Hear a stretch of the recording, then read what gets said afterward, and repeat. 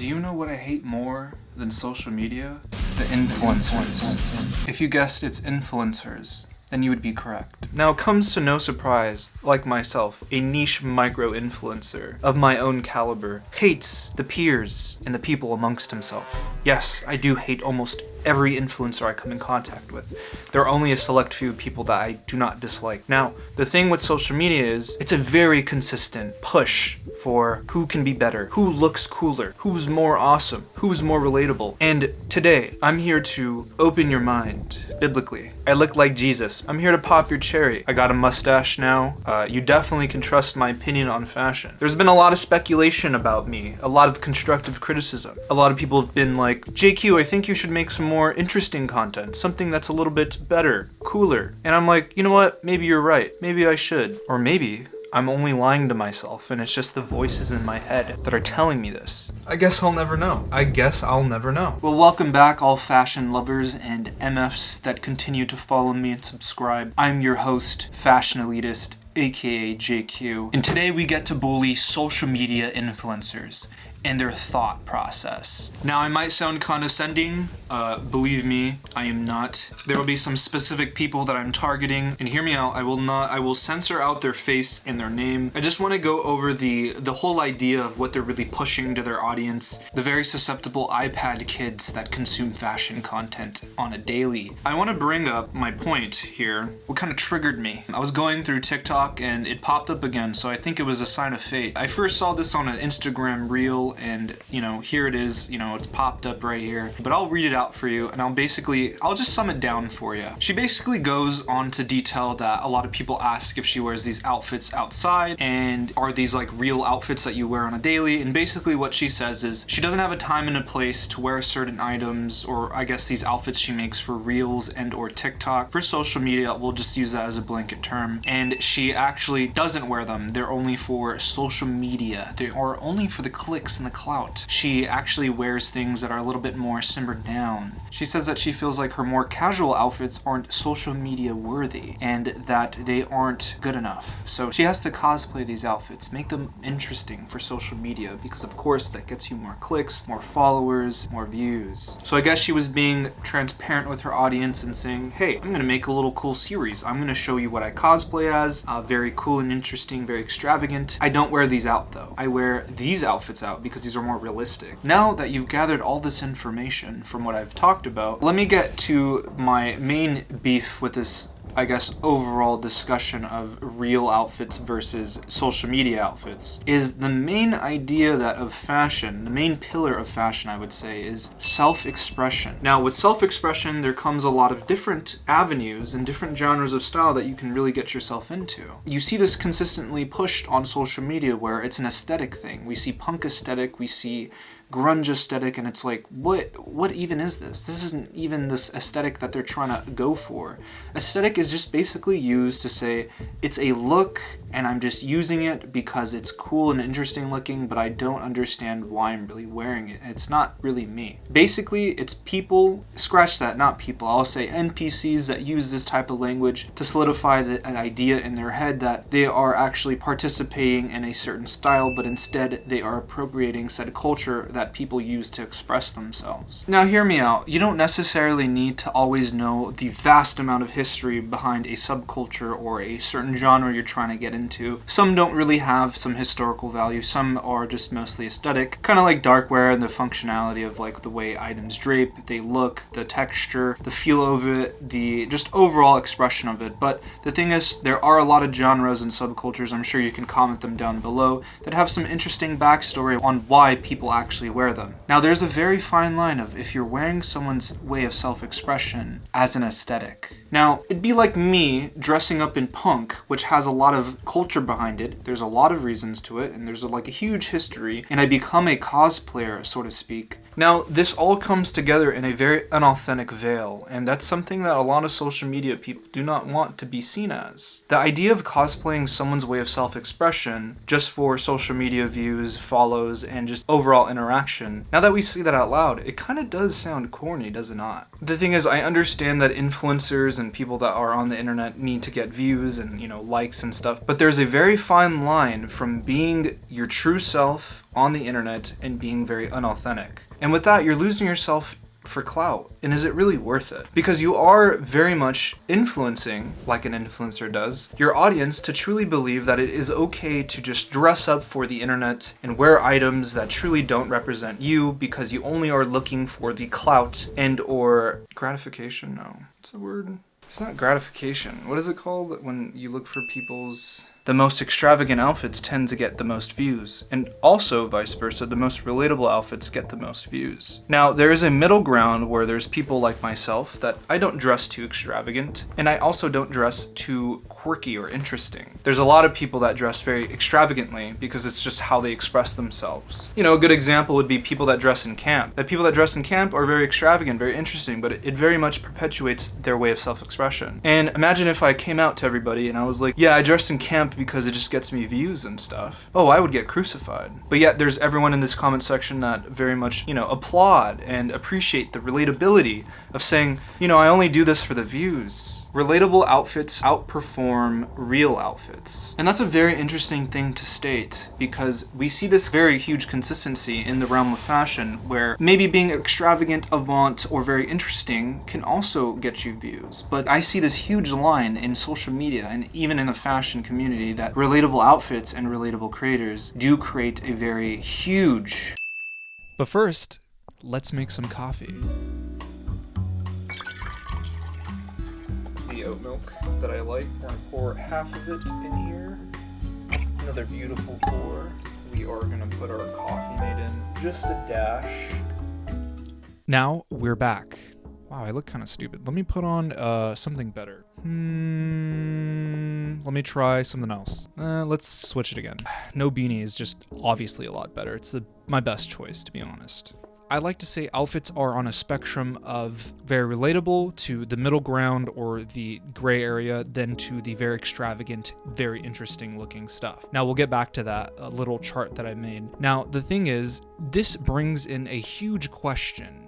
And it kind of messes with the inner dialogue that I've had in my head recently is, how deep does this go? It kind of reminds me back in the old YouTube days where the whole prank thing was going on. Prank Invasion, Vitaly, you know, you name it, we've seen it, we all know what we're talking about here. And back when it was exposed that all these pranks were fake, you kind of like sat back and you were like, huh, everything now seems fake. And when more pranks came out into the universe of YouTube, you soon realize that maybe these are fake as well, and everything became so unauthentic that nothing ever was real because it was all done for entertainment purposes. Now, circling around this idea that I've already laid out for you, entertainment purposes. Now, this goes into a more deeper depth than what I was originally talking about. Social media is very much an entertainment platform, and with fashion and fashion influencers, and now with all these like stars and people like doing these things, is we have to think to ourselves that the likelihood of these people truly wearing these items out is unrealistic. Now, I won't generalize and say that every fashion MF that is on the grid of the explore page isn't truly wearing that stuff out. I would say for a fact or a guarantee that if their outfits are relatable, they most likely are wearing them because they aren't really pushing boundaries. It is trendy and it is like what's in, so the likelihood of them actually wearing it is very likely. Now, if we go down to the middle ground or the more extravagant area where it's more, wow, this is crazy, the likelihood of people actually wearing them is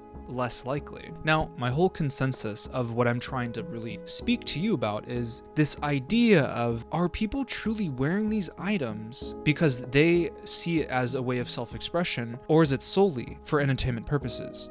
Now, we all know this, that the internet and the reign and power that it brings for influencers, money, brand sponsorships, notoriety, being loved by many, it is nice. Now, the thing I was asking myself was, are these people being pushed to make outfits for entertainment purposes, to get more follows, to get more likes, to get more validation? Because that's truly what you're getting from putting on these more extravagant outfits that people see as, wow, this is so crazy and very interesting, and see you as a muse, versus something that's more relatable where it's like, I can see myself wearing it, I will give you a follow because I can see myself wearing these items because it's not going too crazy, not going too wild, not spunky whatsoever. But when you're going into the extravagant, more crazy outfits, people definitely see you as a muse, and people will follow because they want to gain more inspiration from you, the creator. Now, we've opened this box of garbage, And what we've received back is this claim that I'm making here is, are people truly wearing these items out? Or is it just the push for entertainment purposes and validation from the internet? The only thing we can really tell ourselves is we won't ever really know. Now, the thing is, this kind of gives a bad name for most influencers and most fashion people in general. Because let's be honest here, it's not a good look. Now, let me talk about the middle ground. That is something that I had brought up on the spectrum of things. Now, the middle ground is these outfits that aren't too relatable or aren't too extravagant that people can use as a muse. It is just these outfits are interesting, but they don't go on the outward terms of pushing boundaries or going too crazy with it. They're also not very relatable, but they're in the middle ground where it's this area where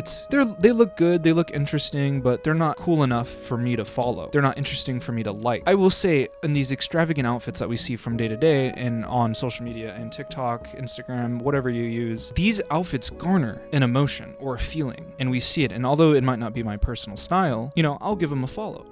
From a scale of 1 to 10, they're like a 10. Middle ground's like a 5. And then, relatable outfits are like at a 1. That's quiet. Homeboy's not gonna get it. But Homeboy's gonna get it at a 10. And then when you're at 5, when you're in that middle ground, you're just kind of like, you're thrown to the side. No one really cares about you. But the thing is about these 10s is these outfits, although these style choices aren't something that you may personally like, sometimes you might follow them just because they are very interesting to look at and maybe give you some inspiration for outfits or the actual style that you personally like. And now this garners even more of a question in the push for social media is, since social media is such a huge ground, a breeding ground for these influencers, for these people that want to be somebody, is that they will push themselves by any means to get to the top. Now, by getting to the top, that means they have to push themselves out of that middle ground up to the extravagant area. Because I would say most fashion influencers or fashion people that I see are in the middle ground area, where they have some great proportions, great silhouettes, their style is interesting, and it is very, to them. But if they're not a personality where they kind of like their personality shines with their outfits as well, then they're kind of stuck. So what's the best thing to do is to push themselves out of that middle ground and go up into the more extravagant, more exaggerated looking outfits. Now, for my personal opinion, I think this sucks because in general, is it truly who they are? Because at the end of the day, fashion's always been about self-expression. And without that push of self-expression, we get a bunch of fakes, we get a bunch of phonies, we get a bunch of people that are unauthentic. And the thing is, we strive to make relatable content because that's what the consumers want of social media. The iPad babies that are watching TikToks and Instagram reels. Or we want something that is eye-catching, eye-gawking almost. But then we end up, living in this vacuous chamber of stuff. Now give me a second, let me drink some of my coffee.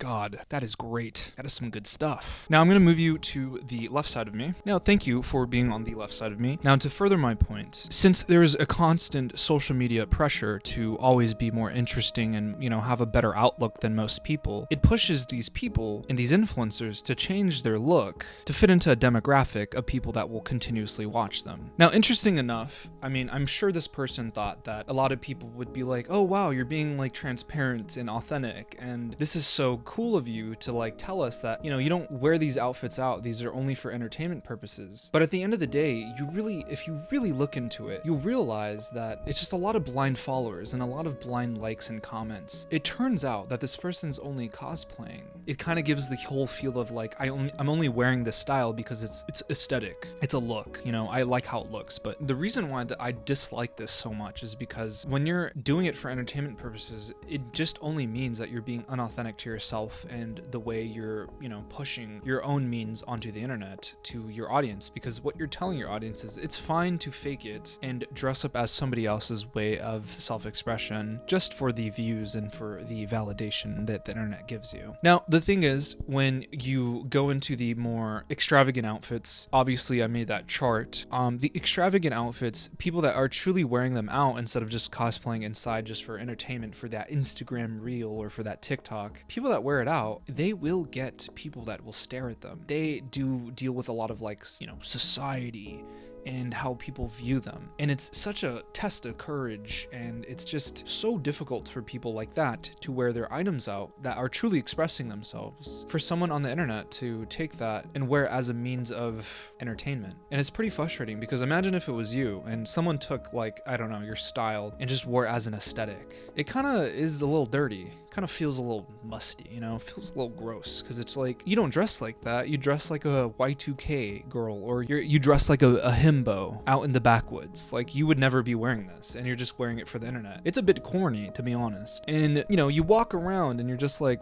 man, that sucks. But is there anything you can do about it? No. But will social media get any better for fashion? Or is it going to continuously just get worse? This is the first instance that I've ever seen anyone actually, like, fully be transparent with their audience and telling them, like, hey, you know, I only do this for entertainment purposes. I don't actually wear these out. And it's just like, now I wonder how many other influencers are doing the same thing. Can you truly resonate with their style and that personality of just being unauthentic? Because, I mean, I sure wouldn't. If I knew this person was only cosplaying as this thing, it's not really them. Because at the end of the day, the main major pillar of fashion is about self-expression. You know, mind you, the other things, but the main pillar of why we do what we do is for self-expression, for what fits us best and what fits you best. If you're not subscribed, subscribe now, please. Now, to everyone that has subscribed, I thank you so much for everything. It's been a pleasure to continuously make content and just, you know, make stuff that I like doing. And I just wanted to make something different. If you like this new style of camera work or whatever, I just hope that you enjoyed it. Leave some comments. Let's have some discussion down in the comment section below. I'd like to hear your thoughts about this, and maybe did I expose you to something new that you didn't know? Because I'm pretty sure there's a vast majority of the internet that's been unexplored, and for some reason this reached me on my explore page, and I saw it twice, so it definitely was a reason for me to make this video, and I just hope you enjoyed it. But anyway, I gotta thank my Patreon members who have been supporting me from this get-go. I plan on doing some podcasts very soon, and it's gonna be really fun. I have a lot more in store in terms for that, and I appreciate you guys so much that you've been supporting me on this journey that I've been going down. And if you'd like to join the Patreon, there's some exclusives there that you can check out.